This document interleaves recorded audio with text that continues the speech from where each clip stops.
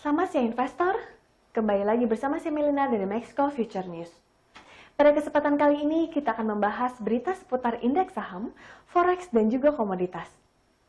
Pada perdagangan bursa saham Amerika Serikat yang berakhir Rabu dini hari, indeks S&P 500 berhasil mencetak rekor tertinggi sepanjang sejarah setelah sempat terkoreksi cukup dalam jelang penutupan. Dow Jones masih bergerak di zona merahnya oleh anjloknya beberapa saham energi besar merespon penurunan harga minyak mentah.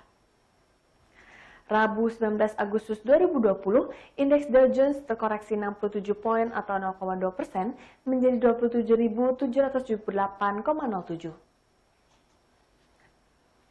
Sedangkan S&P 500 naik sebanyak 7,79 poin atau 0,23% menjadi 3.389,78. Indeks Nasdaq naik 81,12 poin atau 0,73% menjadi 11.210,84. Saham Amazon terpantau mengalami lonjakan paling tinggi pada perdagangan Selasa kemarin, sehingga sepanjang tahun ini saja sahamnya sudah menguat sebesar 79%. Data pembangunan rumah juga meningkat karena laporan menunjukkan jumlah perumahan mulai bertumbuh melewati rekornya sejak tahun 2016. Sebuah laporan dari Departemen Perdagangan dan Perumahan dan Pengembangan Perkotaan menunjukkan bahwa perumahan baru di Amerika Serikat melonjak 22,6% ketika tahunan 1.496.000 pada bulan Juli. Angka ini adalah data tertinggi sejak bulan Februari dan merupakan lompatan terbesar sejak Oktober 2016. Sentimen positif awal sesi juga diperkuat oleh laporan kuartalan perusahaan Walmart dan Kohl's. Laba yang disesuaikan pada kuartal kedua Walmart mengalahkan perkiraan, sementara pendapatannya meningkat 5,6% menjadi 137,7 miliar US dollar dengan penjualan Walmart US e-commerce naik sebesar 97%. Kemudian Kohl's Corporation melaporkan laba untuk kuartal kedua yang menurun dari tahun lalu.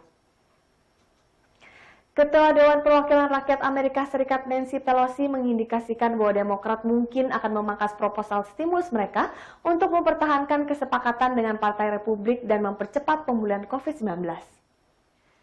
Sementara itu, China tetap mengecam langkah baru Amerika Serikat untuk mengekang akses Huawei teknologi untuk mengkomersialisasikan chipnya yang merupakan pukulan telak dalam hubungan yang semakin renggang antara dua negara terbesar di dunia tersebut. Adapun harga emas kembali rebound dengan kenaikan di atas level $2.000 di tengah meningkatnya ketegangan antara Amerika Serikat dengan China. Ditambah lagi kondisi ini dipicu melemahnya greenback ke posisi terendah 2 tahun dan imbal hasil obligasi yang bergerak melemah. Pada hari Rabu ini, kontrak emas paling aktif untuk pengiriman Desember di divisi COMEX New York Mercantile Exchange terangkat $14,4 atau 0,72% menjadi $2.013,10 per troy ounce. Sehari sebelumnya harga emas berjangkau melonjak $48,9 atau 2,51% menjadi $1.998,70. Indeks dolar mencapai level terendah sejak Mei 2018 dan imbal hasil obligasi Amerika Serikat 10 tahun yang menjadi acuan bergerak lebih rendah. Emas berbalik arah dari awal sesi ketika harga sempat berbalik negatif setelah indeks acuan S&P 500 mencapai rekor tertingginya. Investor sekarang menunggu risalah dari pertemuan terakhir The Fed yang dijadwalkan pada hari Rabu waktu setempat atau Kamis dini waktu Indonesia Barat. Harga emas telah melonjak 32% tahun ini karena stimulus global yang belum pernah terjadi sebelumnya dan memicu kekhawatiran inflasi dan penurunan nilai mata uang. Selain itu, investor papan atas Warren Buffett yang membeli saham perusahaan tambang emas membuat investor semakin optimis harga emas akan terus melesat naik. Dampaknya aksi beli emas pun kembali terjadi. Data yang dirilis oleh regulator di Amerika Serikat pada hari Jumat pekan lalu menunjukkan perusahaan Warren Buffett, Berkshire Hathaway membeli 20,9 juta lembar saham Barrick Gold, salah satu perusahaan tambang emas terbesar di dunia. Fakta Warren Buffett kini tertarik di perusahaan emas membuat selera pelaku pasar terhadap emas semakin meningkat. Sedangkan harga minyak juga sedikit berubah pada perdagangan Selasa waktu setempat atau Rabu waktu Indonesia Barat karena investor menunggu data stok minyak mentah Amerika Serikat. Selain itu, investor masih terus mengamati kasus COVID-19 karena berpeluang menekan permintaan di pasar minyak.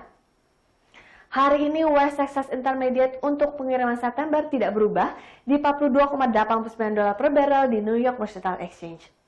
Sementara itu, minyak mentah Brent untuk pengiriman Oktober naik 9 sen menjadi $45,46 per barrel di London ICE Futures Exchange.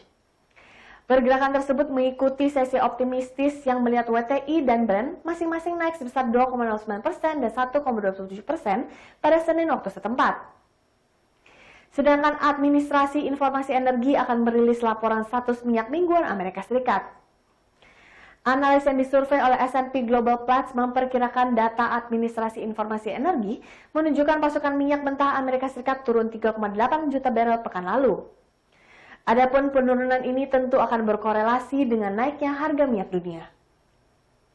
Harga minyak mentah mendapat dukungan dari laporan kepatuhan pemotongan produksi yang disepakati oleh OPEC Plus antara 94% dan 97% pada bulan Juli. OPEC Plus menurunkan rekor pemotongan produksi mereka menjadi 7,7 juta barel per hari mulai bulan Agustus.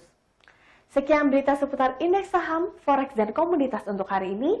Saya Melina pamit undur diri, terima kasih dan sampai jumpa lagi.